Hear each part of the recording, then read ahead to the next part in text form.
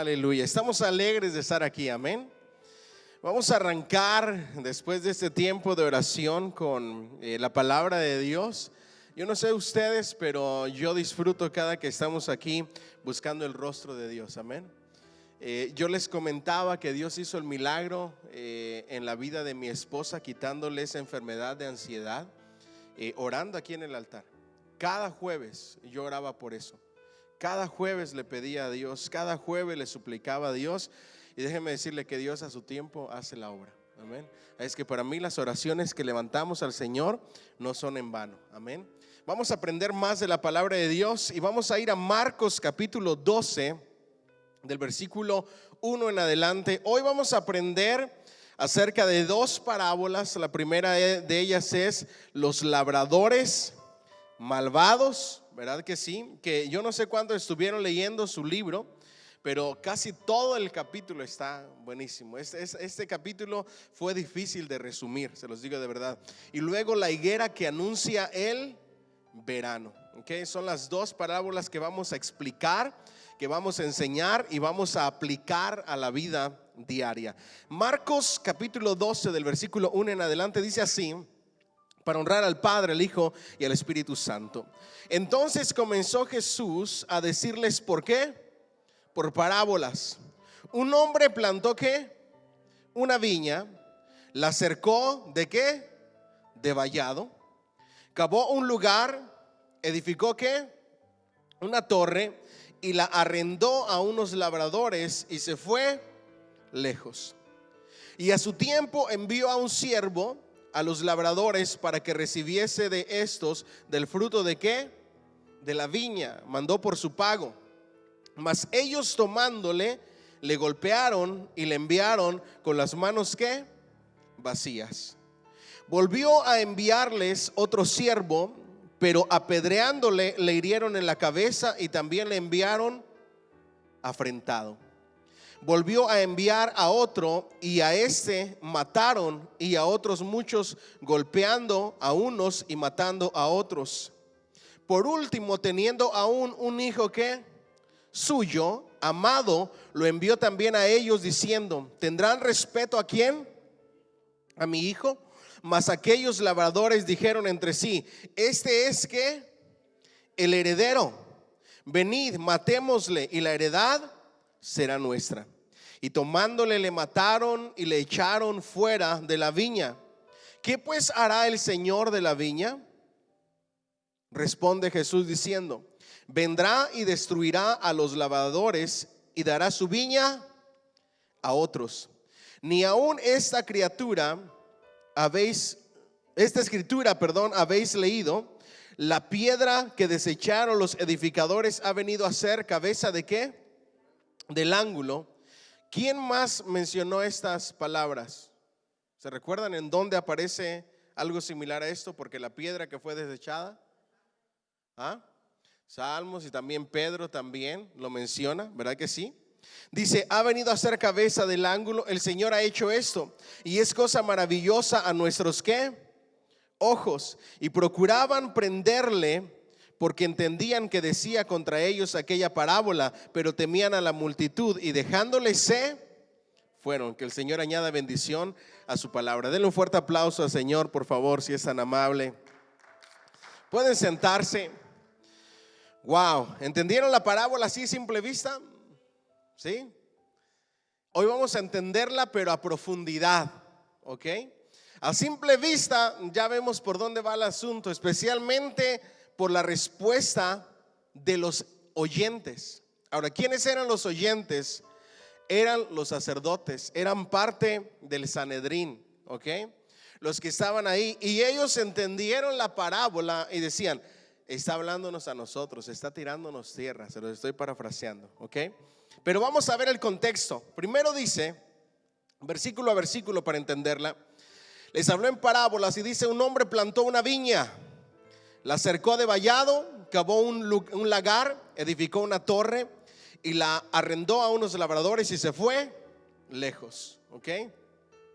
Esa parábola se refiere al acondicionamiento de una viña, inspirándose en la forma en que se acondicionaban las viñas en Israel.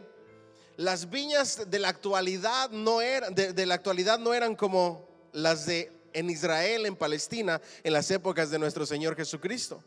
Hoy en día, cuando tú vas a una viña, ¿dónde existen los mayores viñedos en Estados Unidos? California. Es el mayor productor de vinos en Estados Unidos. Los más grandes viñedos se encuentran en California. Cuando tú visitas un viñedo, tú vas a ver que hay viñedos para cierta clase de uva. Uva, nosotros conocemos la uva verde, ¿verdad? Y la uva roja. Entonces, y de ahí salen diferentes vinos, etcétera. Pero tú los ves y se cultiva solamente una clase de uva. En los tiempos de nuestro Señor Jesucristo no era así, ¿ok?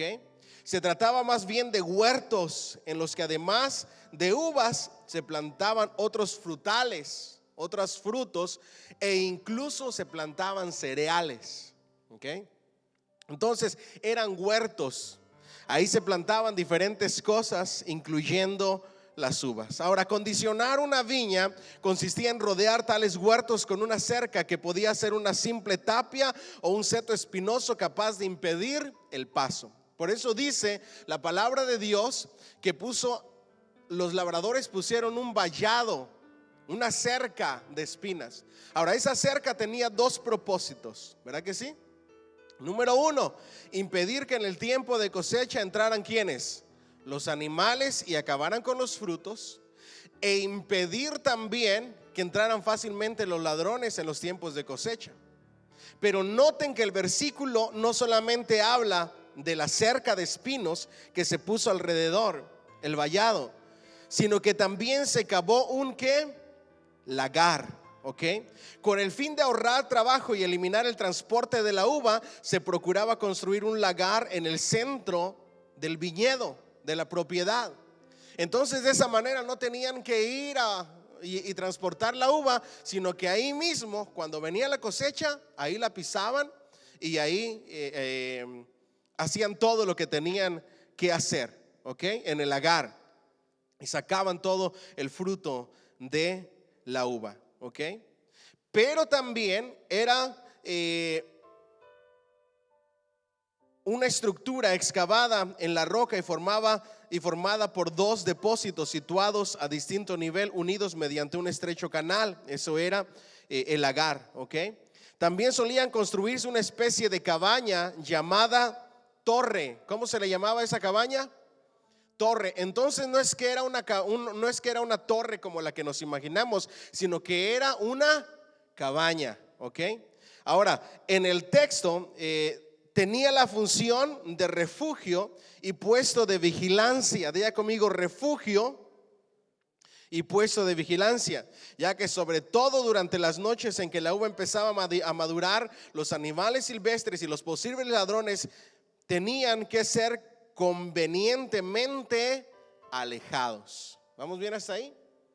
Ahora sí ya estamos entendiendo todo lo que está sucediendo. Recuerden que nuestro Señor Jesucristo da la enseñanza y toma una imagen de algo conocido por ellos.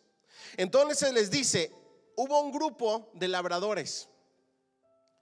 Hay un viñedo, cercan el viñedo con espinos para que no pasen los animales y se coma la uva y no pasen los ladrones. Se construyó un lagar en medio.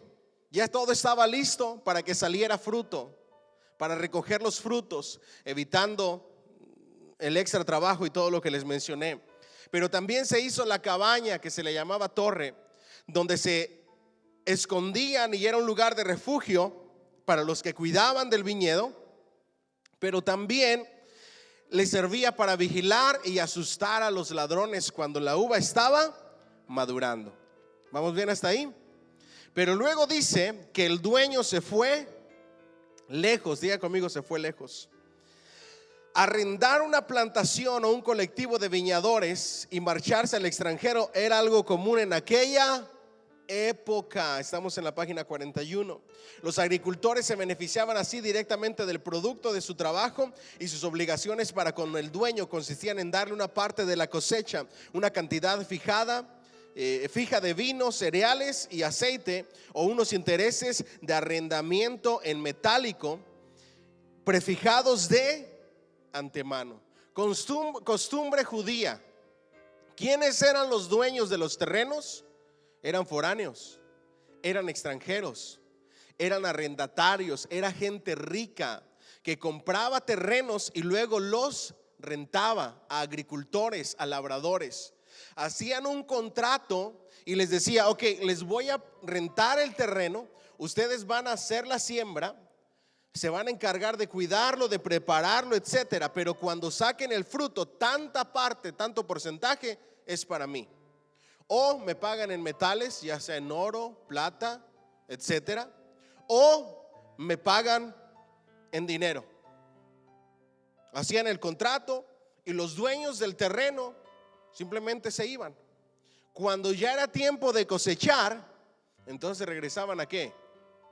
A cobrar su parte, a cobrar la renta, a lo que nos llega cada mes por el correo. ¿Verdad que sí? Inevitable. Vamos bien hasta ahí. Entonces, la existencia de ricos latifundistas extranjeros que eran propietarios de numerosos terrenos agrícolas a lo largo del valle superior del río Jordán y la llanura del Megiddo está bien documentada en la literatura. ¿Vamos bien hasta ahí?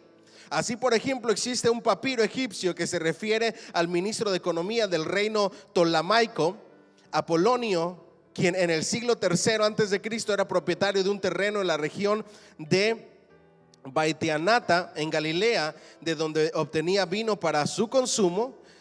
También en la región de Gishala, al norte de Galilea, se cultivaba trigo para el César durante la época de la Revolución Judía, ya que algunas aldeas de esta zona pertenecían a los dominios imperiales.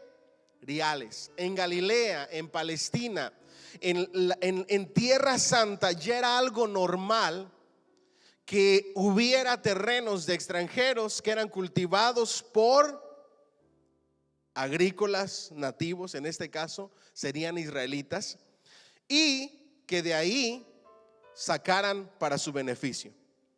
Pero en la página 42, en Palestina las viñas empiezan a dar fruto después del tercer año de haber sido plantadas. ¿Cuántos años tarda una viña en dar fruto en Palestina? 3 años. Ahora, algo bien importante aquí. Como la ley establecía que la cosecha correspondiente al cuarto año estaba reservada para Dios, resulta que el dueño de la plantación debía ser paciente, ya que solo podía exigir su parte al quinto año. ¿Cuántos años tenían entonces estos labradores, estos agricultores de esta viña, para que ya mandara a los siervos y al final al hijo? Ya habían pasado aproximadamente 5 años. ¿Okay? En esos 5 años ya se sentían dueños de la viña. Eso sucede en nuestros países. Tú le prestas una casa a alguien, después de 5 o 10 años ya sienten que son dueños y ya no se quieren salir. No se quieren salir de terreno, no se quieren salir de nada. En Venezuela el gobierno mismo ha dicho: si encuentras una casa sola, te la puedes adueñar. Y eso es precisamente lo que estaban haciendo estos agricultores en esta parábola. Miren lo que sucede entonces. ¿Cuál podía ser la causa del estado de ánimo tan negativo de aquellos labradores de la parábola hacia los siervos y hacia el propio dueño? ¿Qué hicieron los labradores cuando envió el dueño a los siervos? Versículo 2 de Marcos 12. Y a su tiempo envió a un siervo los labradores para que recibiese de estos del fruto de la viña. Mas ellos, tomándole, ¿qué hicieron? Le golpearon y le enviaron con las manos ¿qué? Vacías. Versículo 4. Volvió a enviarles otro siervo, pero ¿qué hicieron? Le apedrearon. Al primero lo golpearon, al segundo lo apedrearon. ¿Ok?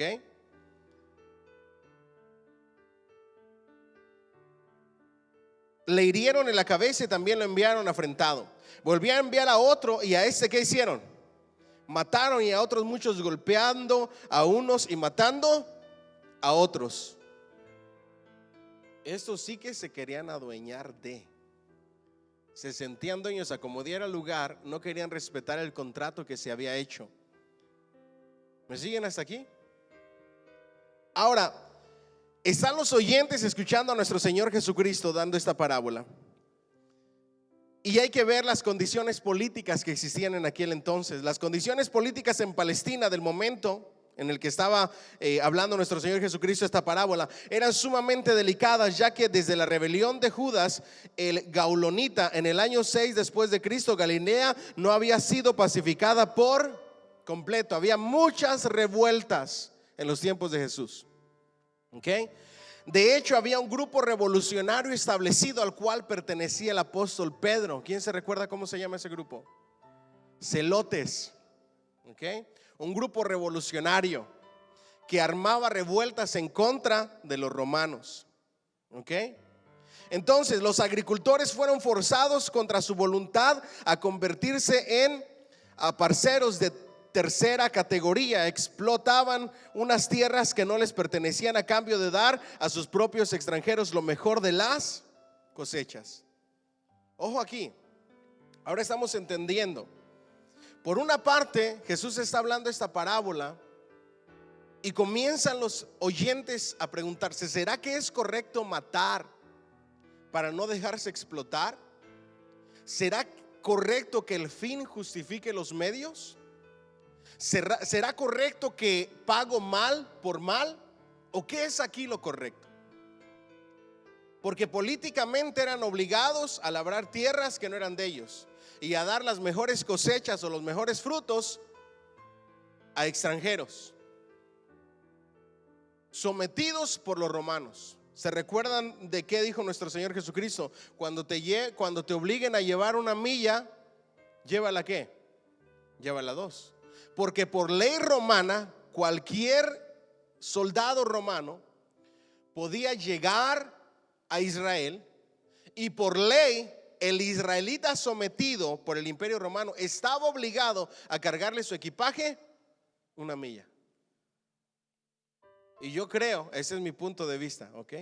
Yo creo que los israelitas tenían contado los pasos de lo que era una milla.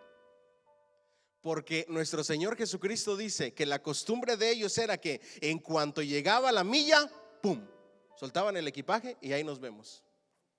Nuestro Señor Jesucristo va más allá y dice: si te obligan a llevar una milla, carga el equipaje 2 millas. Ahora ya estamos viendo la forma de pensar del cristianismo. Oíste que fue dicho ojo por ojo y diente por diente, pero yo les digo, no debe de ser así. Se los traslado a la vida diaria. Si te sacan el dedo, ¿qué haces? Dices Dios te bendiga, no lo sacas para atrás. Si te dicen malas palabras y te ofenden, ¿qué haces? No pagas mal por mal. Nosotros como cristianos no nos podemos rebajar, ni mucho menos en un lugar público. Ahora, no les estoy diciendo que no vayamos a experimentar maltrato, o que no nos vayan a ofender, o que no nos vayan a sacar el dedo, o que no nos vayan a decir malas palabras y nos vamos a molestar.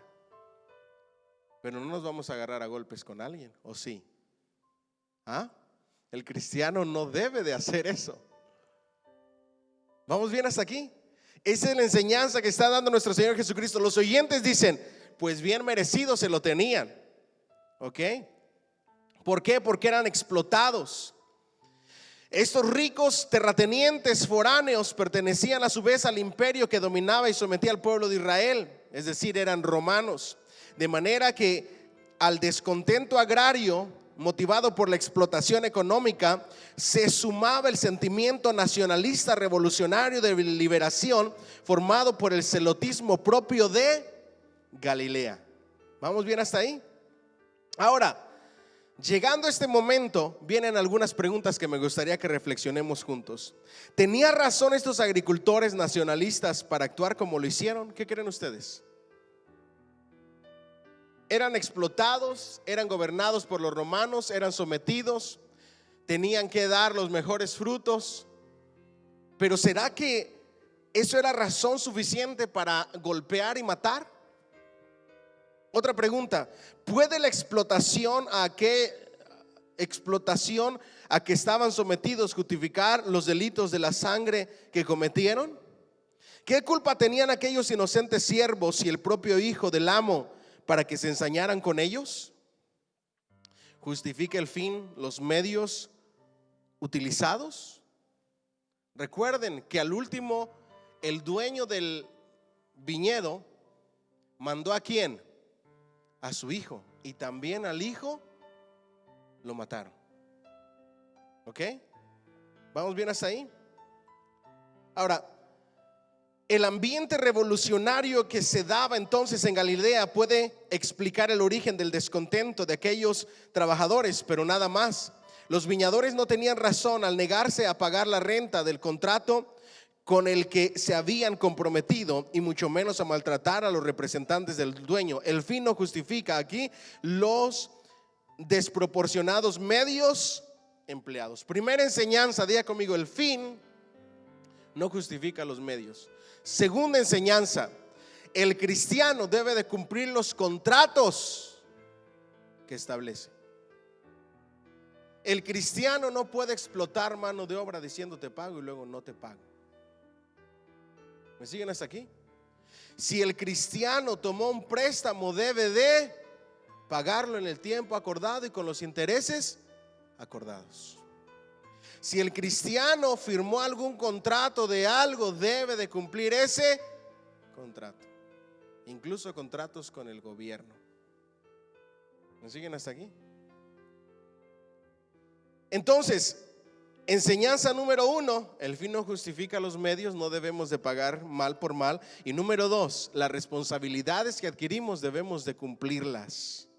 ¿Alguien dice amén? Vamos adelante. La parábola acaba con una pregunta dirigida a los oyentes: ¿qué pues hará el Señor de la viña? ¿Se recuerdan? ¿En qué versículo está? Versículo 9 del capítulo 12 de Marcos. ¿Qué pues hará el Señor de la viña? Ahora dice Jesús: vendrá y destruirá a los labradores y dará su viña. Miren la respuesta de nuestro Señor Jesucristo. Ahora, es importante notar esto y aprender esto. Nuestro Señor Jesucristo, cuando hablaba en parábolas, acostumbraba a hacer preguntas que no contestaba Él. De hecho, la mayoría de parábolas no las contestaba en público. ¿Quiénes le preguntaban sobre esas respuestas a solas? Los discípulos. Dejaba mucha incógnita que después le enseñaba a sus discípulos. Y eso trae una gran enseñanza. Las cosas ocultas pertenecen a Dios, pero las reveladas son para sus hijos. Él nos haría conocer al momento de ser sus hijos cosas grandes y ocultas que no conocemos. ¿Cuánto le dan un fuerte aplauso al Señor por eso? Ustedes saben que el cristiano debe de ser más sabio y tomar mejores decisiones que el no creyente. ¿Por qué? Porque nuestro gran maestro es Cristo y conocemos su bendita palabra y los principios enseñados en su palabra. ¿Ustedes creen que todos sigan el principio de cumplir contratos y de no explotar a sus trabajadores? Ustedes no saben la cantidad de gente que hace trabajos y no les pagan. Antes de que yo hiciera mis trabajitos, yo escuchaba de muchas personas que me decían: pastor, hice tal trabajo y no me pagaron, pastor, hice tal trabajo. Yo dije: cuando yo le entre a ese negocio, lo primero que voy a hacer con cada cliente es firmar contrato. Pregúntenme si lo he hecho. Con todos los clientes, aunque sean conocidos, cuentas claras, amistades largas. Hago mi contrato. En el contrato protejo a ambas partes. Esos son los servicios que yo voy a proveer y los describo cosa por cosa. Y también describo los servicios que no voy a proveer, porque la gente es tremenda. ¿O que no venía incluido? No, yo describo los servicios que son y los que no son. Porque a veces me dicen: hazme esta reparación, pero no me pintes, yo pinto. Y ya cuando están ahí te dicen, ¿no me ibas a pintar? Entonces yo le pongo ahí, la pintura no está incluida. Y ellos se comprometen a pagarme tal cantidad, la mitad a la entrada y la mitad cuando termine. Así ninguno de los dos podemos correr del negocio. ¿Me siguen hasta aquí? El cristiano debe de cumplir, el cristiano debe de ser y tomar decisiones más inteligentes y más sabias que el no creyente. El cristiano tiene enseñanzas que el no creyente no posee. El cristiano debe de vivir de una manera diferente al no creyente. ¿Alguien dice amén? Por eso la escritura dice, déselo fuerte al Señor ese aplauso. La escritura dice que debemos de ser ¿qué? Luz en medio de las tinieblas. Dice la escritura que nosotros como cristianos somos como estrellas, como luminares que brillan y que dan luz a una comunidad que está en tinieblas. El cristiano no puede ser del montón. ¿Alguien dice amén? Nosotros somos diferentes, nosotros actuamos diferente, nosotros nos comportamos de manera diferente, nosotros hablamos diferente, nosotros pensamos diferente. Nosotros mantenemos los valores sociales que se han perdido. Cuando vamos a algún lugar y viene alguien detrás de mí, le abro la puerta y la gente se me queda sorprendida con los ojotes bien abiertos, hasta sonríen y dicen thank you very much, porque ya no se ve. El cristiano tiene que seguir con esos valores. ¿Me siguen hasta aquí? Cediendo el paso, no a todos, pero sí uno o dos. ¿A cuánto les ha pasado que ponen su direccional y nadie les deja pasar? ¿Será que porque ustedes no dejan pasar a nadie? Nosotros debemos de hacer la diferencia. ¿Ustedes saben quiénes formaron los primeros hospitales en la historia humana? Los cristianos. ¿Saben cuáles fueron la primera literatura que se publicó cuando se inventó la imprenta? La Biblia.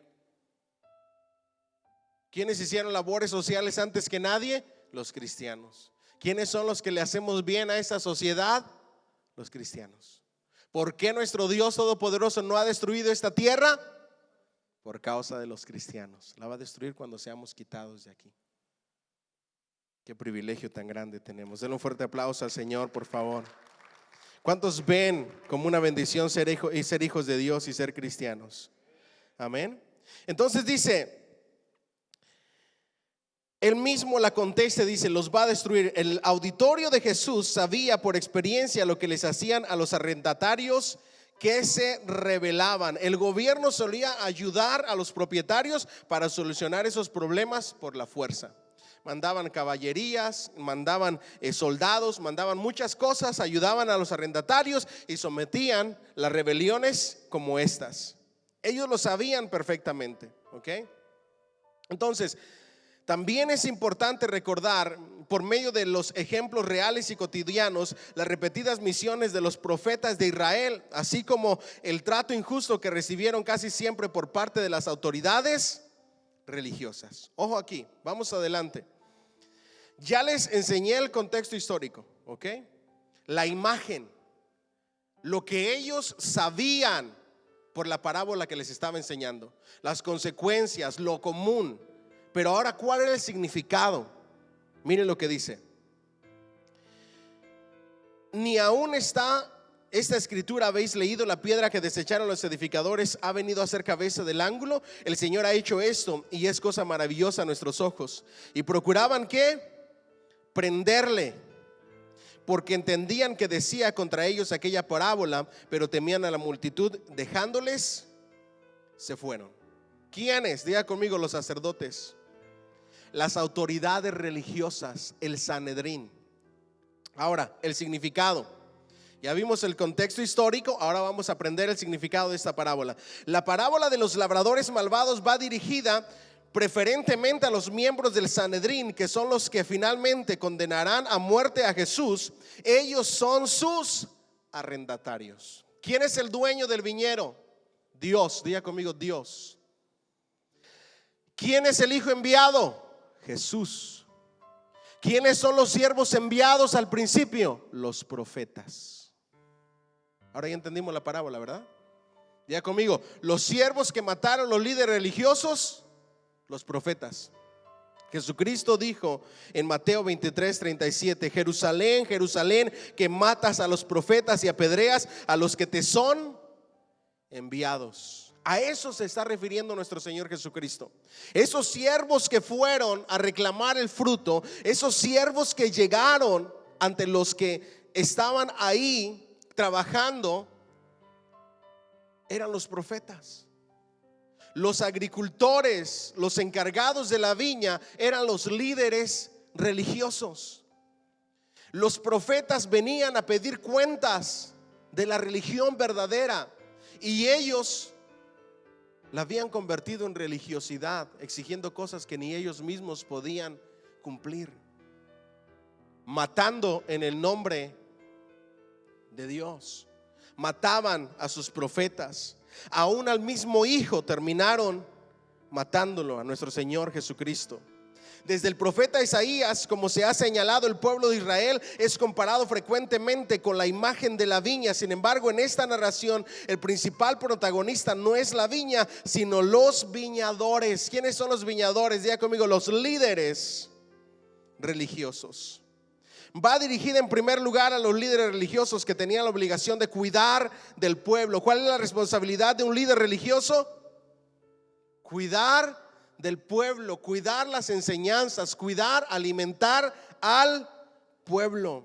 El propietario de la viña es el mismo Dios, mientras que los mensajeros representan a los profetas y el Hijo es la imagen de nuestro Señor Jesucristo. El relato pretende censurar a los arrendatarios de la viña, a los jefes del pueblo de Israel, porque se apartaron de Dios y fueron cometiendo rebelión tras rebelión. Diga conmigo, se apartaron de Dios. Se enfocaron más en la política que en sus deberes religiosos. Se enfocaron más en el poder y en el dinero que en sus responsabilidades como líderes religiosos. Cuando nosotros vemos todo el arresto y la crucifixión de nuestro Señor Jesucristo, ¿qué es lo que vemos ahí? Pura política y defensa de poder. Ellos detestaban quedar en menos o que el pueblo respetara más a Jesús que a ellos como líderes religiosos. El deseo de poder, el deseo de ser vistos, el deseo de tener poder político, el deseo de llevar el mando. ¿Cómo iba a venir un Jesús, hijo de un carpintero, a invalidar sus enseñanzas? ¿Me siguen hasta aquí? Cuando el corazón de un líder religioso se va por ahí, están tremendos aprietos de desobediencia. Y lo importante aquí es saber que le tenemos que entregar cuentas al dueño de la viña. ¿Cuántos dicen amén? Le dan un fuerte aplauso al Señor, por favor.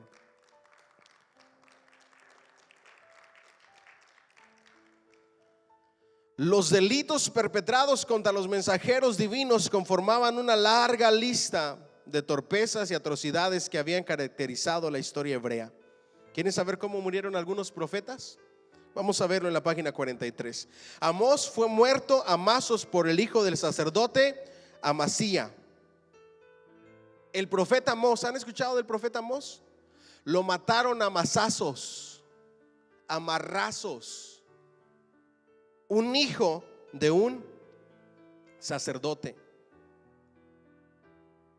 Miqueas fue arrojado desde un acantilado por el hijo del rey Jorán. Isaías partido en dos. ¿Se recuerdan en Hebreos cuando narra la historia de los mártires, los héroes de la fe? Dice que unos fueron ¿qué?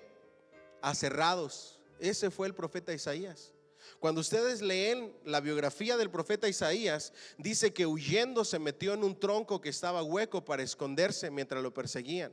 Lo encontraron y con una sierra de esas primitivas lo partieron a la mitad con todo y tronco.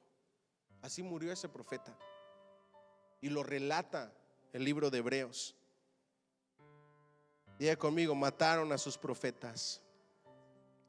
Jeremías había perecido en Egipto a manos del populucho enfurecido. Ezequiel asesinado en Babilonia por el jefe del pueblo. Y en fin, Zacarías despedazado por el propio rey. Joás frente al altar del templo.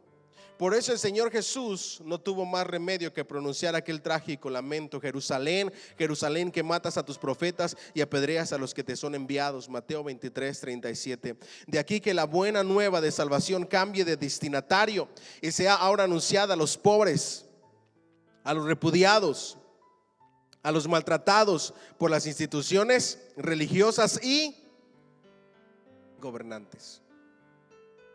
¿Me siguen hasta aquí? Diga conmigo: los destruirá y lo dará a otros. ¿Quiénes son esos otros? Nosotros los gentiles. ¿Cuánto le dan un fuerte aplauso al Señor? La salvación extendida para nosotros por causa de la desobediencia de Israel. El templo de Jerusalén se había convertido en una especie de cueva de ladrones, donde prosperaba un comercio ilegítimo y un tipo de religiosidad que solo era útil y beneficiaba a los dirigentes, pero no al... ¿Les suena parecido hoy? Jesucristo dice: han hecho de mi casa cueva de ladrones, con el título de religión, que en realidad era religiosidad. No beneficiaban al pueblo con el puro mensaje de la palabra de Dios, sino que se beneficiaban a ellos mismos. Ustedes saben, les voy a contar esto porque es relacionado a los líderes, ¿ok? Yo tomé una clase de plantación de iglesias y los procesos para plantar una iglesia en la escuela, y leí un libro que me pareció bien interesante. Era de un pastor que iba a plantar una iglesia, y su estrategia fue esta: se fue a uno de los estados más ricos del país y fundó su iglesia en uno de los condados más ricos del país, y comenzó a ganar gente para que asistiera a su iglesia en uno de los condados más ricos. Cuando yo leí esa estrategia, ¿qué creen que entendí? Lo único que le interesaba era el dinero. Ustedes saben que hoy hay iglesias que lo único que quieren sus pastores o sus líderes religiosos son gente de negocios, y les dan un trato exclusivo a ellos. Que Dios nos libre de eso. Ustedes saben por qué nunca he querido saber quién diezma y quién no, ni quién ofrenda ni quién no, ni cuánto diezma quién. Nunca me ha interesado y nunca lo he querido saber. ¿Saben por qué? Porque no quiero hacer acepción de personas. Porque he notado que los pastores se interesan más, no todos, pero muchos líderes religiosos se interesan más por los beneficios para ellos que por beneficiar al pueblo con la palabra de Dios pura y verdadera. Entonces se procura más y se apapacha más a los que dan más y a los que más tienen. ¿Me siguen hasta aquí? Y un pastor debe de convivir con todos y tiene que saber comer frijolitos con huevito, así como comer un steak en la casa de alguien, o incluso unas galletitas, porque no hay ni steak ni frijolitos. ¿Me siguen hasta aquí? Porque el pueblo de Dios es pueblo de Dios por la sangre de Cristo que nos ha comprado, no por lo que poseamos, ni por cómo nos vaya financieramente, ni por qué país sea el nuestro o cuántos títulos tengamos. Todos somos el cuerpo de Cristo, cada uno importante, miembro los unos de los otros y cada uno particular. ¿Alguien dice amén? Pero entonces buscaban el beneficio propio, buscaban hacer negocio a través de la iglesia, a través del templo. ¿Por qué se había convertido en cueva de ladrones? ¿Alguien se recuerda?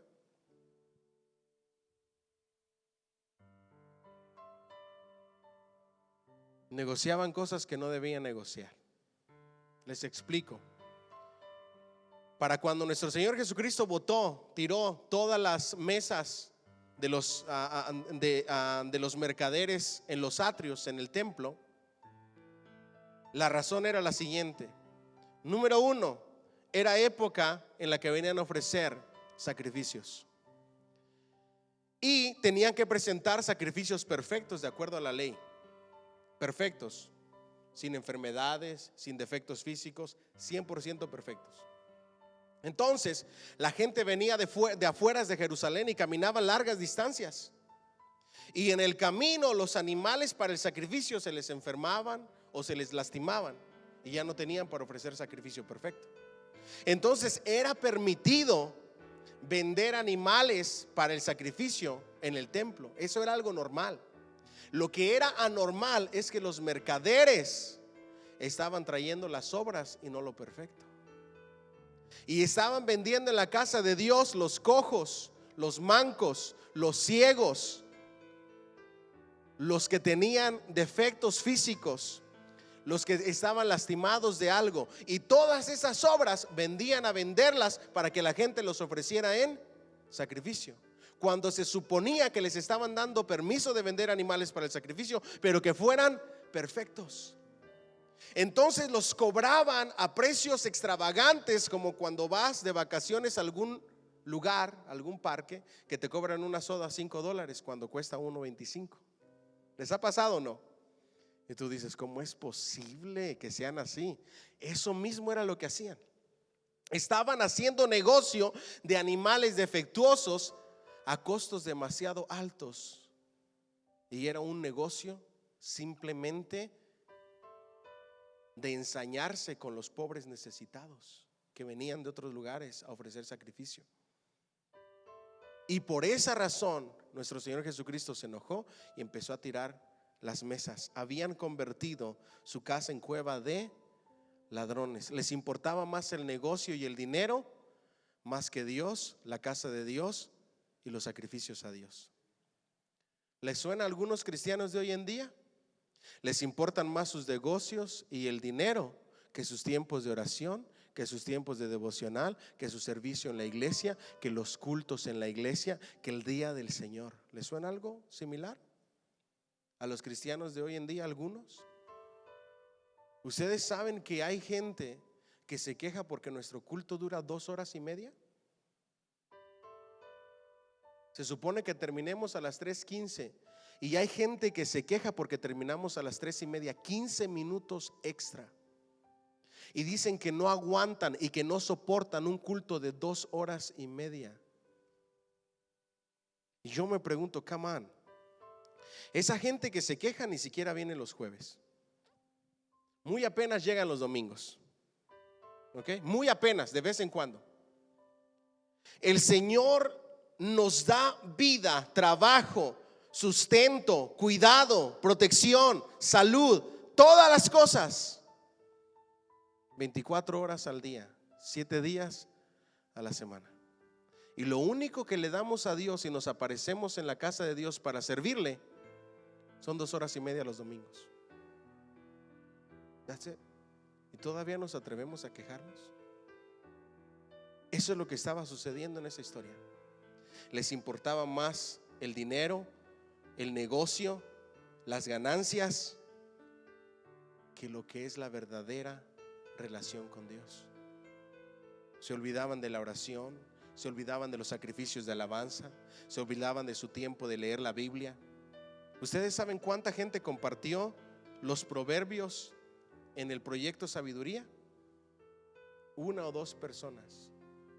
Así de que todos los días. Si ustedes me preguntan por el don de sospecha, pastor, ¿cuántos de la iglesia usted cree que leyeron un capítulo del libro de Proverbios por día? Yo les diría muy pocos. Porque a veces se llegaba aquí y les decía, ¿cuántos están siendo bendecidos por el libro? No sabían ni de lo que estábamos hablando. Yo no sé cómo lo vamos a hacer ahora que empecemos el próximo lunes el libro de los Salmos. Pero eso es exactamente lo que está sucediendo. Nos enfocamos en todo lo que es para nuestro propio beneficio y en lo que se refiere a nuestra vida espiritual lo dejamos de último. ¿Vamos bien hasta ahí? Entonces, miren lo que sucede. Vamos a la página 44.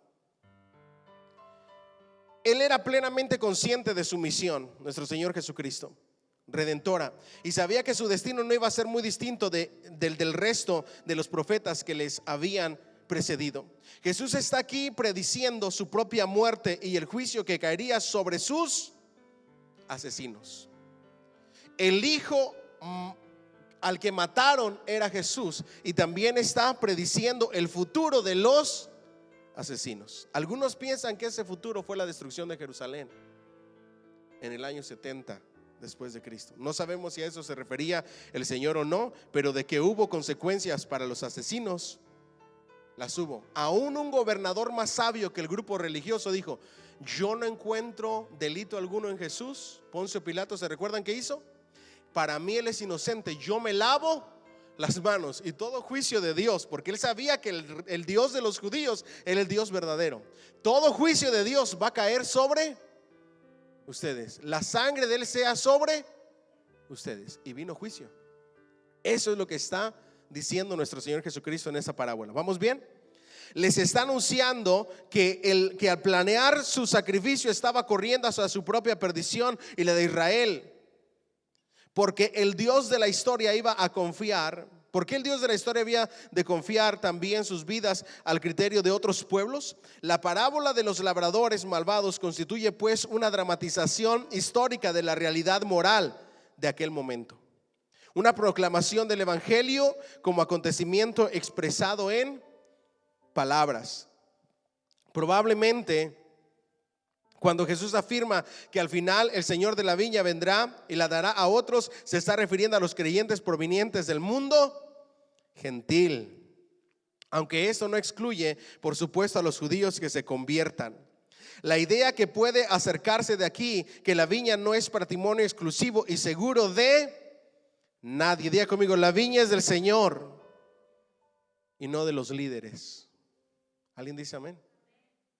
Yo siempre le he dicho a la gente: a mí no me tienes que pedir permiso para ir a ningún lugar. Lo único que tienes que hacer es avisarme para no preocuparme. That's it. O para mandarte un mensajito para ver si estás bien. That's it. Pero ustedes tienen la libertad de ir a cualquier lugar siempre y cuando vayan a recibir una enseñanza que sea buena y que no los vaya a confundir. ¿Por qué? Porque los pastores no se pueden enseñorear de la iglesia. No estamos para eso, estamos para alimentarla y para guiarla y para enseñarle el buen camino, no para obligarla. A nada les obligamos. Cristo es el que obliga, Cristo es el que manda, es su palabra, nosotros no. La gente inconversa dice: es que ahí los pastores te obligan a no tomar. Nosotros no obligamos a nadie. El que obliga es la palabra de Cristo, y de nosotros depende ponerla o no en práctica. Es que ahí te prohíben fumar. Nosotros no prohibimos nada. El que lo prohíbe es Dios, diciendo que nuestro cuerpo es templo y morada del Espíritu Santo. ¿Me siguen hasta aquí? Es que ahí te prohíben las malas palabras. No, fue Cristo mismo quien dijo: ninguna palabra corrompida salga de vuestras bocas. ¿Acaso no saben que sobre toda palabra que salga de sus bocas les va a juzgar Dios? Nosotros no. Nosotros solamente enseñamos. ¿Cuánto le dan un fuerte aplauso al Señor, por favor?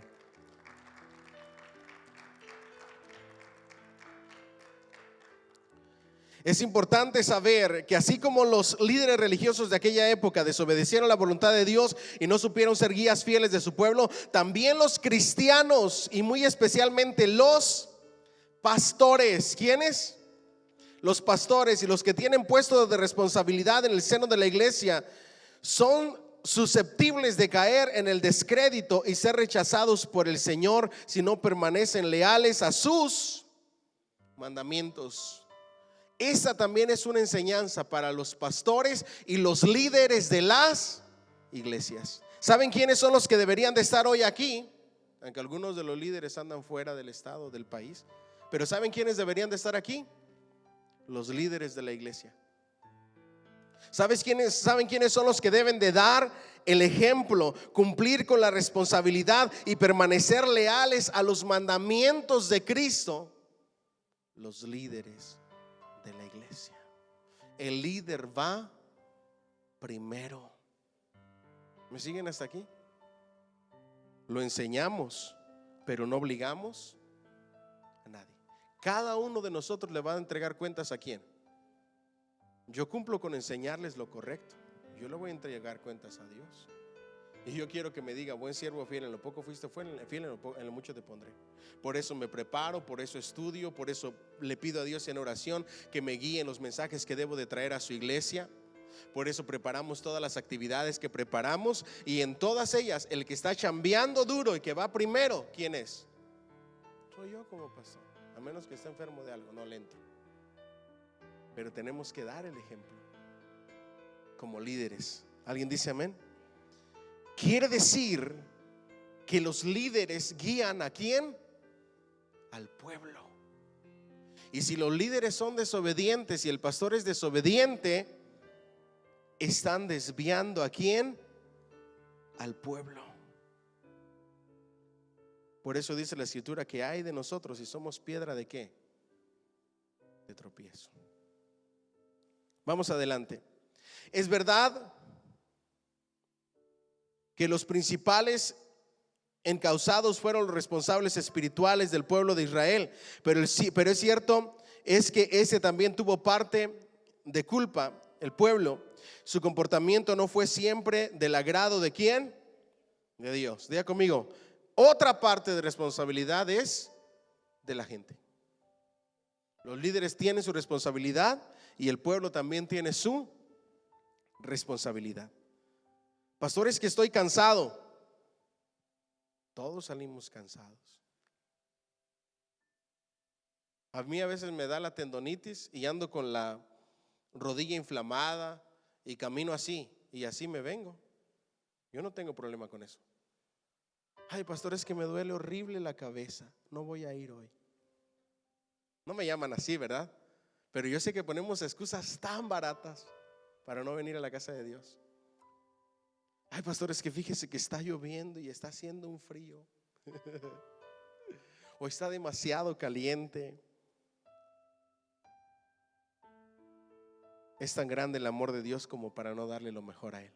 ¿Alguien dice amén? El domingo nosotros cantamos una canción que decía que el amor de Dios es sobrenatural, incondicional y no tiene fin. Cada que yo escucho esa canción me aguanto, pero se me quieren llenar los ojos de lágrimas. ¿Saben por qué? Cuando yo digo esas palabras, amor sin fin, ¿saben qué se me viene a la mente?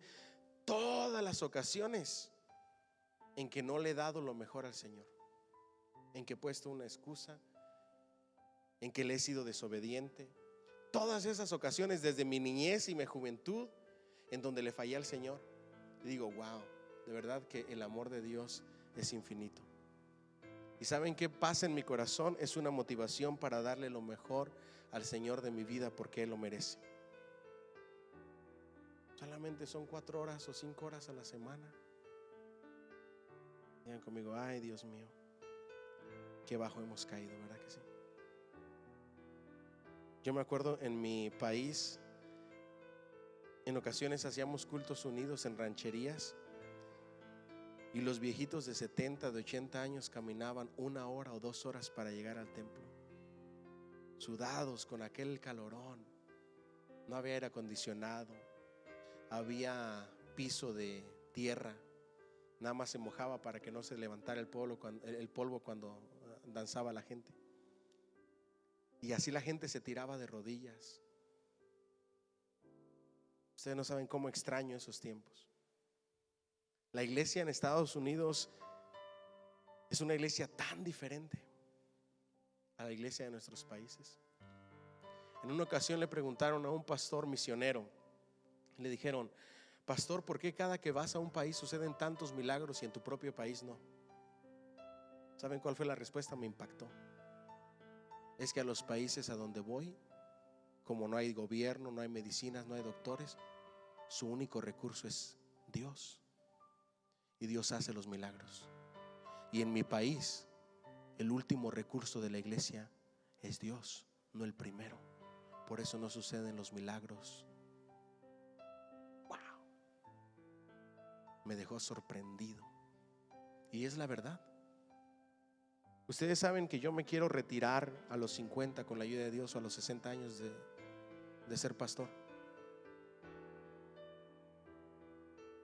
yo me voy a ir por el mundo a visitar iglesias en lugares remotos, a ayudar a iglesias en lugares remotos, a entrenar pastores.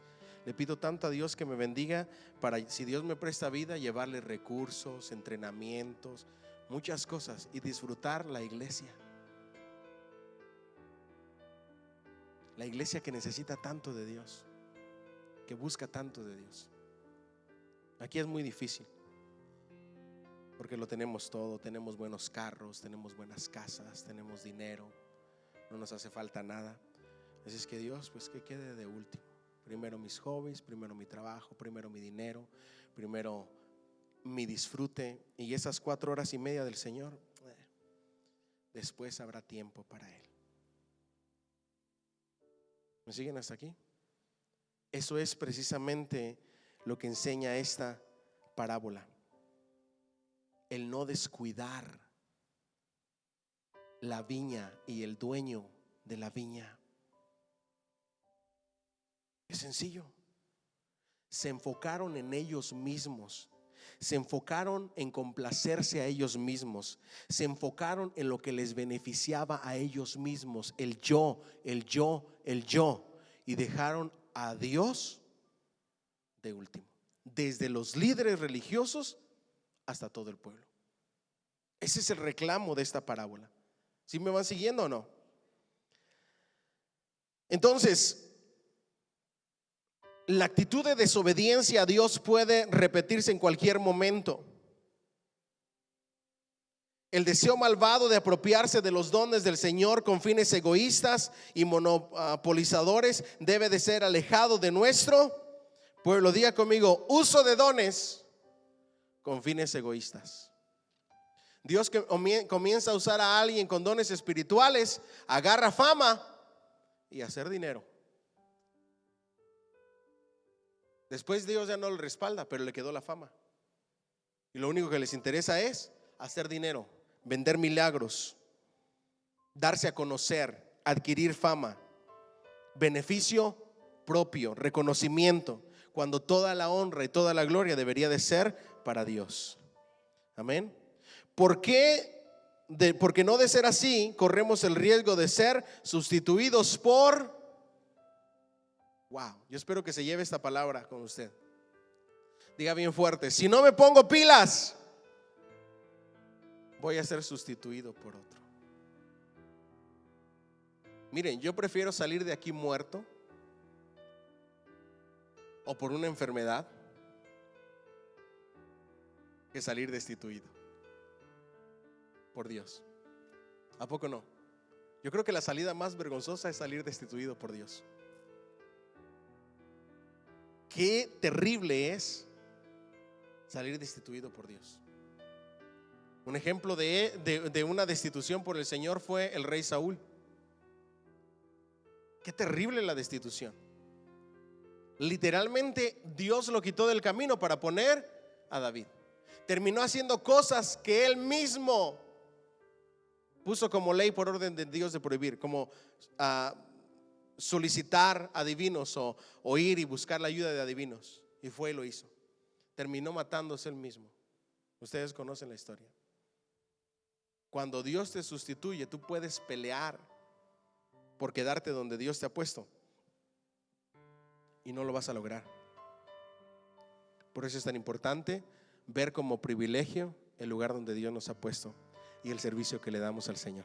¿Alguien dice amén? En una ocasión,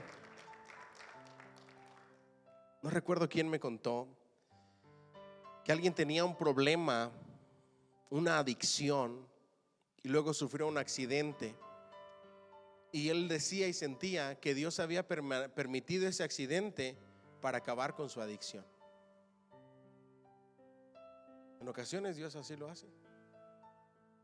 Dios permite ciertas cosas en tu vida para que dejes de lastimarte más y de descuidar tu vida espiritual. Aplicaciones, nos vamos a la segunda parábola. ¿Estamos aprendiendo hoy? Amén. Ok.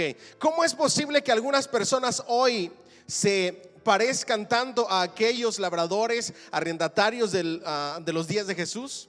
¿Cuántas veces en nuestro tiempo se desoye, se desprecia y se hiere a los mensajeros divinos, a pastores, líderes religiosos?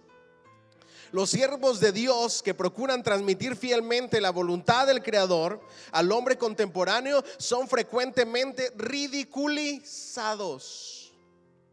Ustedes no saben cuántas cosas hablan en contra de los pastores, algunas con razón y algunas sin motivo alguno. Pero ahí nos meten a todos en general.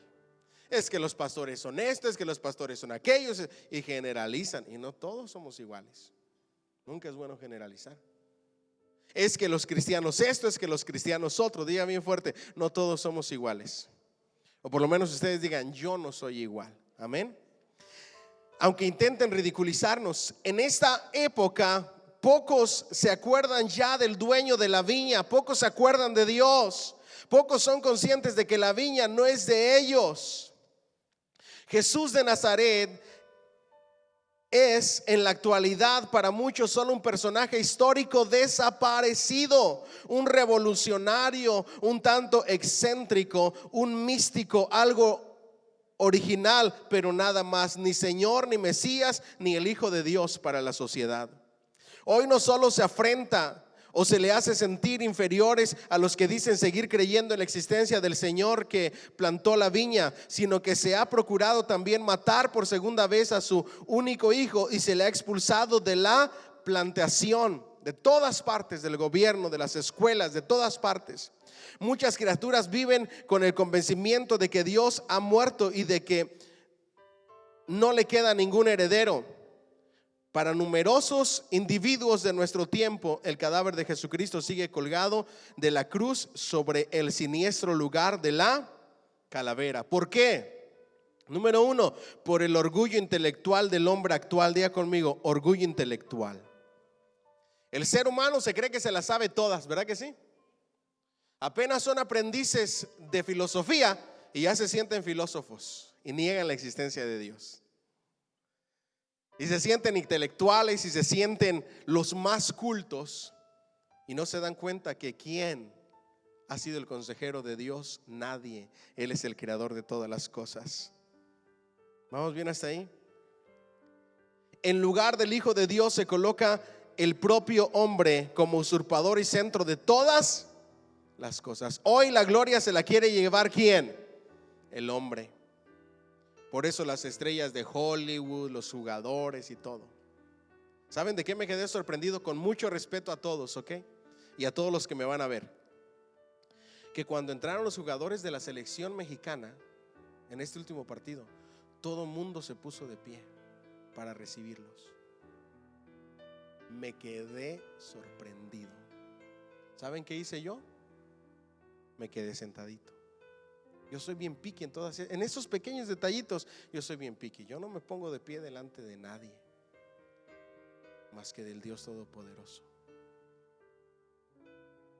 Hoy vivimos en una sociedad donde toda la gloria y toda la honra se la quiere llevar el ser humano. Aún la gente dice, es que fulanito, manganito es mi ídolo. Aún los mismos cristianos. Yo se los he dicho muchas veces. Un cristiano no puede andar repartiendo autógrafos, ni mucho menos vendiéndolos. Cuando yo compro un libro, yo no necesito que el escritor me lo firme o me lo ortografíe. Lo que me interesa es lo que plasmó en esa literatura. La mayoría de buenos libros, sus autores ya están muertos. Son poquitos los libros de autores actuales que son buenos, como este que estamos leyendo. Es increíble a dónde hemos llegado. El hombre y su orgullo y su ego ha usurpado el lugar de Dios. Lo importante es el yo, el individuo, lo mío, el presente, el aquí y el ahora. No hay que pensar fuera. No hay que pensar para nada en propietarios que viven lejos, ni en el otro, ni en el hermano, ni en el futuro. Hay que vivir el aquí y el ahora. Y si han leído ese versículo que dice, comamos y bebamos que mañana moriremos, pero no han leído el contexto. sabe que sobre todas estas cosas te juzgará Dios. Sobre todas las cosas que hagas, Dios te va a juzgar y le vas a entregar cuentas a Él. El cristiano no puede vivir en el ahora solamente, tiene que pensar en su futuro, en el futuro de sus hijos dentro de la iglesia. ¿Me siguen hasta aquí? Se engañan a los que creen que Dios ha muerto. Él no puede morir, solo guarda silencio, y es precisamente este silencio de Dios el que evalúa la conducta humana. Dios permanece en silencio porque nos ama, nos toma en serio y nos deja libertad para que actuemos, pero observa sin hablar. Diga conmigo, escudriña el corazón. Dígalo más fuerte, por favor, escudriña el corazón. Dios conoce tu corazón, Dios conoce tu motivación, Dios conoce lo más profundo de tu corazón, tus motivaciones. Evalúa nuestra conducta, lo que somos y lo que aparentamos ser. Diga conmigo, lo que somos y lo que aparentamos ser. El cristiano no puede vivir de las apariencias. Vivir de las apariencias es ser infeliz. Tú tienes que ser quien tú eres y no vivir de las apariencias. Si no, vas a vivir 100% infeliz toda la vida. Por eso, cuando algún arrendatario, aprendiz de filósofo afirma la muerte de Dios, lo que en realidad quiere decir es que el Dios que desaparece es el Dios de los intelectuales y filósofos, el Dios de la racionalidad especulativa, pero el del amor, el de la revelación, el personal, el que se manifiesta en Jesús, el débil, el sufriente, ese queda con nosotros para siempre. Es el Dios que consuela, fortalece y da vigor para la existencia cotidiana. ¿Cuánto dan un fuerte aplauso al Señor, por favor? El Espíritu, en las épocas que han existido, también los pobres de espíritu, gentes humildes que han sabido reconocer las limitaciones, criaturas que han vivido pacificando sus entornos, personas que a pesar de las lágrimas nunca perdieron la esperanza, hambrientos de justicia que supieron aguantar sus necesidades particulares, misericordiosos de limpio corazón que pudieron distinguir a Dios a través de la espesa niebla de ciertos arrendatarios, y en fin, individuos mansos que el final recibirán la viña por heredad. Estos constituyen el singular pueblo de los otros, a quienes ofrecerá la propiedad divina cuando los descreídos sean oscurecidos para siempre del pensamiento de Dios. Me gustaría que subrayaran en la página 46 todo eso. Hasta parece poético, ¿verdad que sí? Está increíble. No debemos olvidar jamás que nadie puede escapar de la obligación de entregar a Dios frutos de su viña. Diga conmigo, yo no me escapo. No, pero con ganas. Yo no me escapo. Yo le voy a entregar cuentas a Dios de mis frutos. Yo espero que ustedes estén dando frutos, porque la Escritura dice: y todo árbol que no dé fruto no sirve. Eso duele, pero es verdad. No sirve para nada más, sino para ser echado al fuego. Pero el que permanece en mí y yo en ellos lleva mucho fruto. Diga conmigo, debo de llevar mucho fruto. ¿Alguien dice amén? Dígalo más fuerte, mucho fruto. No, pero con ganas, mucho fruto. En el trabajo. No, pero dígalo con ganas. En el trabajo, en el matrimonio, en la relación con mis hijos, en las escuelas, en la calle, en el supermercado, mientras manejo, mucho fruto. Ojalá se lleve esa palabra hoy. Le aseguro que nos va a cambiar la vida. Diga bien fuerte, mucho fruto. Cerramos con esta parábola que es más sencilla. La higuera que anuncia el verano. Marcos 13, 28 y 29. ¿Me siguen hasta ahí? Saliendo Jesús, Marcos ¿qué? 13, 28, perdón. De la higuera aprended la parábola. Cuando ya su rama está ¿qué? tierna y brotan las hojas, sabéis que el verano está cerca. Así también vosotros, cuando veáis que sucedan estas cosas, conoced que está cerca a las puertas. ¿Ok? A pesar de la brevedad y sencillez de esta parábola, no conviene dejarse llevar por las apariencias, ya que su interpretación ha hecho correr mucha tinta. Vamos al contexto. Página 50. La higuera es un árbol caducifolio que pierde las hojas con la llegada del invierno. ¿Ok? ¿Cuándo pierde las hojas la higuera? En la llegada del invierno. La caída de estas origina una pequeña cicatrices sobre los tallos, cosa que contribuye a darle al árbol un aspecto escuálido o esquelético.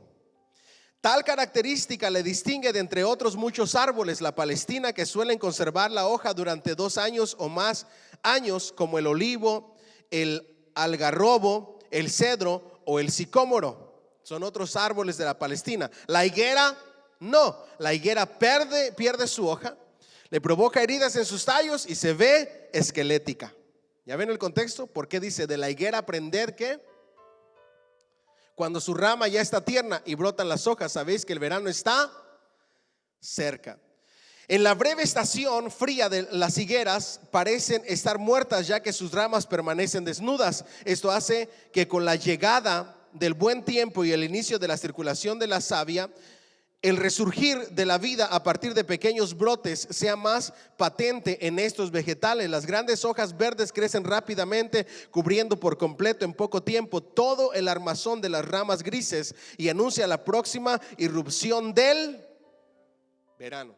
Se ve y se distingue más la llegada del verano y la salida de las hojas en la higuera que en cualquier otro árbol. ¿Vamos bien? Las yemas de las higueras son órganos muy tiernos, delicados y muy sensibles a las condiciones climáticas externas. Estas están formadas por células especiales que poseen las paredes sumamente finas. No tienen más remedio que ser así, ya que se trata de las zonas más donde crece la planta. Si tales células tuvieran las membranas más gruesas y duras, la higuera no podría detectar tan pronto las variaciones de la temperatura ni desarrollarse adecuadamente y moriría. Cuando empieza el frío invernal, los árboles protegen estas frágiles yemas mediante unas hojas oscuras que actúan como pequeños hibernáculos aislantes. A la llegada de la primavera, el calor y la luz harán brotar y cada yema que crecerá hasta transformarse en rama y en hojas. Entonces, cuando se forma en estas la principal responsable de tal milagro, una misteriosa molécula enamorada de la luz, la clorofila, que provocará la proliferación de la vida. ¿Ok? Y ustedes me preguntan, pastor, ¿y por qué habla tanto de las plantas este autor? Porque de profesión está relacionado a eso. ¿Ok? Luego lo buscan ahí en su libro. Vamos al significado. ¿Me siguen hasta aquí? All right. La parábola de la higuera constituye un consejo de Jesús a sus discípulos para que estos aprendan a tener calma en todas aquellas cuestiones relacionadas con su venida gloriosa. Diga conmigo: calma, calma, calma en espera, no calma con pereza. Porque la calma no debe de interpretarse como pereza. Así la interpretaron unos a los que Pablo reprendió, que no querían trabajar porque estaban esperando al Señor. ¿Se acuerdan de ese relato bíblico? Y el Señor les dice, Pablo les dice a través de la inspiración del Espíritu Santo: los que no trabajen, que tampoco coman. Se puede esperar al Señor cumpliendo con sus responsabilidades en esta vida. Amén. Diga conmigo: paciencia, pero no pereza. De la misma manera en que el agricultor palestino no se importaba por la llegada del verano antes de observar cómo empezaban a verdear las higueras, tampoco los seguidores de Jesús tenían que angustiarse ni ponerse nerviosos a soñar con la venida del Hijo del Hombre antes de percibir todas aquellas señales de que hablaba el Maestro. Va a haber señales, no hay que preocuparse antes. Los que sí deberíamos de estar preocupados, ¿quiénes debemos ser? Nosotros.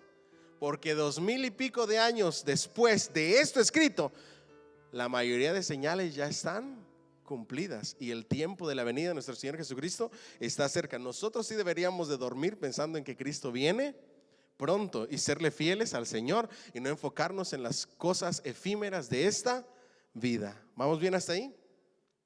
Entre los judíos había entonces una cierta psicosis escatológica. Todo el mundo estaba asustado. No debemos de llegar a ese extremo, porque para nosotros es una esperanza de gozo y de alegría la venida de nuestro Señor Jesucristo, y no de preocupación y de nerviosismo. Una excesiva y perniciosa preocupación del futuro. Esto les hacía vivir más pendientes del porvenir que del momento presente. Dile al que está a tu lado: vive tu presente, hombre. Disfruta tu presente, disfruta lo que tienes hoy, porque quizá mañana ya no lo tengas. Así es la vida. Hay gente tan enfocada en el futuro que se olvida de vivir el presente. Es que yo quiero ser rico a los 30, a los 50, quiero ser millonario. Y se olvidan de su presente. Se olvidan de sus hijos, se olvidan de su pareja, se olvidan de su salud, se olvidan de todo y se la quieren pasar trabajando. Y al final, preocupados en el futuro, al que no llegaron, descuidaron su presente y no disfrutaron de ninguna de las dos cosas, ni del futuro ni del presente. Al futuro porque no llegaron, porque no supieron vivir en el presente bien para llegar al futuro. Así es que digan conmigo: sabios, sabios. Amén. Vamos adelante. Tal ambiente de expectación les hacía imaginar fantasías que solo servían para evadirles de la realidad cotidiana. En este contexto Jesús les dice: dejaos de oídas futuristas, no viváis elucubrando siempre acerca de lo que acontecerá el día de mañana. Vivid responsablemente el presente y no desesperéis por lo que vendrá, sobre todo cuando aún no es posible apreciar las señales del fin. Diga conmigo: disfrutar del presente. La intención de Jesús no fue ni mucho menos revelar la fecha del fin del mundo, como algunos religiosos sectarios vienen haciendo, por fortuna con muy poco acierto, desde hace miles de años. Las sectas van a decir: es que hay que ver cuando la higuera ya está reverdeciendo, es que Cristo viene. La higuera reverdece en tal meses, los años, para el 2012 viene el Señor. ¿Se recuerdan? Y le han puesto fechas para la venida del Señor. Nuestro Señor Jesucristo dijo: nadie sabe ni el día ni la hora. ¿Saben cómo deberíamos de vivir nosotros respecto a este tema? Como si Cristo viniera esta noche, al ratito. Y así todos los días deberíamos de vivir como si Cristo viniera al ratito. ¿Saben? Si nosotros vivimos con ese pensamiento de que Cristo viene al ratito, vamos a ser obedientes, fieles al Señor, reverentes a Cristo, involucrados en su viña, en su obra, en la iglesia, haciendo la labor que nos corresponde. Porque si Cristo viene, yo quiero que me encuentre haciendo lo bueno y no perdiendo el tiempo en cosas vanas. ¿Y ustedes? Por eso aún en sus vacaciones deben de orar. No es que estoy de vacaciones y hoy no voy a orar, esta semana no oro. Aún en sus vacaciones tienen que orar, aún en sus vacaciones tienen que leer la Biblia, aún en sus vacaciones tienen que pensar en Dios y meditar en su palabra. ¿Alguien dice amén? Porque también Cristo puede venir en los días de vacaciones. Diga conmigo: como si fuera al ratito. Amén. Ahora, cuando Cristo menciona estas cosas, estaba pensando en la caída de la ciudad de Jerusalén y en la destrucción del templo, cosa que efectivamente ocurrió durante aquella generación en el año 70. ¿Lo recuerdan? Al principio de este capítulo 3 se ofrece un comentario del maestro que da pie para pensar así. Antes la sugerencia de uno de sus discípulos a la salida del templo, Jesús responde: ¿ven estos grandes edificios? No quedará piedra sobre piedra. Recuerden que ahí estaba dando nuestro Señor Jesucristo una profecía doble, hablando de la destrucción de Jerusalén que ya sucedió y de su segunda venida. ¿Vamos bien? En tercer lugar, hay una asociación entre la venida del Hijo del Hombre y un anuncio de esperanza. Entonces verán al Hijo del Hombre que vendrá en las nubes con gran poder y gloria. Diga conmigo: es esperanza y no preocupación. Amén. para los que creemos, preocupados los que pasan por la gran tribulación, que ya tenemos todo el curso de Daniel y Apocalipsis, por eso no nos vamos a detener mucho en esta parábola. Pero nos vamos a la aplicación y cerramos con ella, ¿les parece?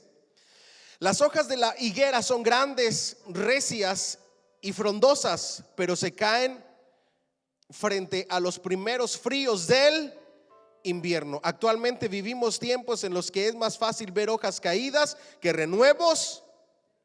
¿Quiénes son esas hojas caídas? Cristianos apartados, que en un principio estuvieron fuertes, verdes, vigorosos, tocaban, ministraban, algunos predicaban y algunos otros hasta pastoreaban, como Don Omar, el reggaetonero, pastor de jóvenes. Algunos otros ministros de alabanza que hoy son cantantes seculares. A eso se refiere en la aplicación. Hay que tener cuidado de que aún los peores inviernos no nos hagan tener nuestras peores caídas. ¿Alguien dice amén? Sino permanecer firmes. Denle un fuerte aplauso al Señor, por favor. Hojas arrastradas por los ciertos vientos contemporáneos, aún en la misma iglesia. Yo no voy a competir con Universal Studio, yo no voy a competir con Disney, yo no voy a competir con parques de atracción, con escenografía de luces extravagantes. No vamos a competir contra eso. La iglesia no es un show. Si usted quiere un show, váyase ¿cómo se llama? El Fox Theater aquí en Atlanta. Una belleza, iluminación, orquestas en vivo. Váyase ahí, le sale más barato. A la iglesia viene a recibir la palabra de Dios, no a ver un show. ¿Alguien dice amén? La iglesia no es un show. Pero ¿sabe qué ha hecho la iglesia? Se ha dejado arrastrar por el modernismo y por lo contemporáneo, queriéndole dar a la gente lo que le gusta a la gente. Y la gente llega a la iglesia porque está harto de lo que vive en el mundo. Y llegan aquí, queremos ofrecerle lo que quieren dejar en el mundo. No. La iglesia es iglesia, el mensaje es mensaje, y no nos debemos de apartar ni a diestra ni a siniestra de la palabra de Dios. ¿Alguien dice amén? Ok. De bienestar, comodidad y hedonismo. Diga conmigo también: la vida diaria de bienestar y comodidad y vivir bien y buen carro, buena casa, buenos restaurantes, buenas vacaciones, buena ropa, etcétera, etcétera. Nada de eso es malo mientras no abandones a Dios por buscar esas cosas. El problema es que olvidamos todo por conseguir esas cosas. Esto hace que las ramas de nuestras higueras se endurezcan como si fueran de hierro colado. En ocasiones el paisaje de determinadas congregaciones se torna acre como los tonos del otoño, y algunos se preguntan todavía: ¿qué podemos ofrecer a esta sociedad descreída? Algunas iglesias son esqueletos de higuera que no tienen nada que ofrecer a la gente que viene de fuera. Que Dios nos libre de ser una iglesia así, una congregación así, o un cristiano así, esquelético. Pastor, ¿cuáles son las características de los esqueléticos? No oran, no estudian la Biblia, no tienen devocionales, no piensan en Dios, no meditan en la palabra, no asisten a la iglesia y no sirven a Dios. Así de fácil. Pero se llaman cristianos. Los ves maldiciendo en el Facebook y diciendo malas palabras y poniendo puras cosas léperas, y luego orando en el Facebook también. Y tú dices: ¿Camán, eres o no eres? Porque estás siendo piedra de tropiezo, brother. Si vas a ser mundano y chuletón y carnal, mejor quédate en ese lado. Y si vas a ser cristiano, mejor mantente calentito, o frío o caliente, y no intermedio, teniendo dos caras. Porque por una misma boca no puede salir agua dulce y agua amarga, o bendición y maldición, cosas buenas y cosas malas. Ya conmigo: esqueléticos, cristianos, mundanos, chuletones. Esos no somos nosotros, amén. Denle un fuerte aplauso al Señor, por favor. En muchas iglesias existe la apatía espiritual, la desmotivación. ¿Las han visto o no? Yo espero que a ustedes no les he pasado. Apatía espiritual, pereza espiritual. Ay, culto de oración otra vez. Ay, vigilia hasta las 12 de la noche, pastor, ya es bien tarde. Se duerme a las 2 de la mañana viendo movies y TV shows. Come on. Pero no se diga vigilia, porque le da un sueño a las 10 de la noche insoportable. Es el diablo. Ayuno, usted se levanta a las 6 de la mañana, anda trabajando y no le dio tiempo de comer hasta las 3 y no sufrió. Pero cuando dice voy a ayunar, le da un hambre a las 8 de la mañana que no la soporta. Yo no puedo, me voy a enfermar, pastor, me voy a desmayar. Diga conmigo, pereza espiritual, apatía espiritual, la desmotivación. Todo nos desmotiva. No me saludaron, no me hablaron, no me mensajearon. Buscamos una excusa para desmotivarnos. ¿Qué estás? ¿Cómo estás? Pasándola. Triste, desanimado, frustrado. Ese no debe de ser el cristiano. Esa es la higuera esquelética. Nosotros somos como árbol plantados junto a corrientes de las aguas, que dan su fruto a su tiempo y su hoja no cae, y todo lo que emprendan va a prosperar. No cristianos desmotivados. ¿Me siguen hasta aquí? Todos tristes, cabizbajos, no. Y el desencanto. A veces el frío invernal se cuela por debajo de la puerta en las congregaciones y congela todo el ambiente. Diga conmigo, congregaciones congeladas. Se les tiene que suplicar para que levanten sus manos y adoren a Dios, como si el sacrificio de Cristo no fuera suficiente para levantar las manitas y ponerse de rodillas. Si ven a dónde caen algunas congregaciones, Dios nos libre. Los altares deberían de estar llenos, las rodillas deberían de doblarse delante del Rey de Reyes y Señor de Señores. ¿Alguien dice amén? Ojo aquí, el pastor predica domingo tras domingo un mensaje frío, sin sentido, teórico, calculado, poco sincero, sin vida ni calor, con el único fin de, ¿qué creen ustedes? De manipular a las personas y sacarles lo que el pastor quiere sacarles, no la palabra de Dios. Esa no es nuestra iglesia, que Dios nos libre. Pero no podemos predicar mensajes reciclados. La palabra de Dios es viva y eficaz. Yo conocí un pastor y me da mucha risa, que llegaba el domingo y se ponía a hojear su libretita para ver qué mensaje repetía. No se preparaba. Ya sabías lo que iba a decir, ya sabías el mensaje que iba a traer. Y luego preguntaba y decía, ¿no te acuerdas cuándo prediqué este mensaje? Para asegurarse que no fuera cerquita, que no haya sido el domingo pasado o antepasado, porque imagínate, el mismo título y el mismo bosquejo. Qué terrible. ¿Me siguen hasta aquí? Ay, que Dios tenga misericordia de nosotros. Amén. ¿No les parece que en la Biblia haya algo interesante por descubrir? ¿Les aburre la Biblia y el estudio de la Biblia? Cada reunión es igual que la anterior y que la siguiente. No van a ninguna reunión ni de hombres ni de mujeres, porque todo les parece igual. Son cristianos esqueléticos. No, ahí nada más van a reírse, ahí no aprendes nada. Religiosos cristianos esqueléticos que piensan que siempre es lo mismo. Para ellos es lo mismo. Para el que viene dispuesto a recibir es palabra viva y eficaz. ¿Alguien dice amén? Lo único que les atrae son las conversaciones informales que tienen lugar después del culto, la relación social que se genera en esos breves momentos y que a veces sirve para destapar la caja de Pandora de la crítica. Viene nada más a chismear, a criticar, a socializar. Ustedes no saben cuánta gracia me provocó cuando se puso de moda eso que decían: centro cristiano fulanito de tal, centro social cristiano fulanito de tal, porque querían hacerlo ver como un lugar para socializar. El compañerismo es parte del cuerpo de Cristo, pero no venimos a eso a la iglesia. No venimos ni a chismear, ni a criticar, ni a destapar los errores o la mala combinación de la ropa de fulanito, ni el peinado, ni nada. Y cuando alguien le empieza a decir: si viste el peinado que tú, ni siquiera se peinó, aléjese de esas personas. Son cristianos esqueléticos.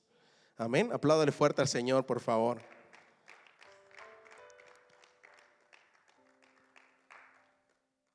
Amén o ay, ay, ay.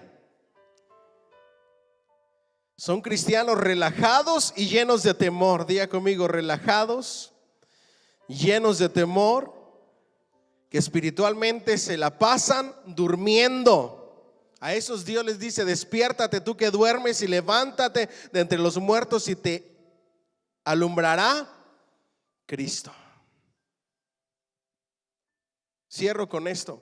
Esta parábola nos habla de una cosa, la interpretación. La venida de Cristo está pronto. Manténganse pendientes de sus señales. Cuando vean las señales, Cristo viene pronto. Una profecía doble se cumplió en el año 70 y se va a cumplir el resto en su segunda venida. La aplicación: vean a la higuera, vean la vida cristiana, vean el fruto de los cristianos, porque por sus frutos los conoceréis. Y no permitan que ustedes sean esos cristianos raquíticos que se les caen la hoja, llenos de heridas, desmotivación, de falta de servicio, de falta de búsqueda, de falta de entrega, de falta de sed, de falta de hambre de Dios, donde todo se les hace aburrido. Disfrutemos la palabra de Dios. 2 parábolas hoy bien interpretadas. Nos pasamos 10 minutos. Y cuidado, 7 minutos. Cuidado el que reniegue porque nos pasamos 7 minutos, pastor. Son 5 horas que le da el Señor. Amén. Piense en eso.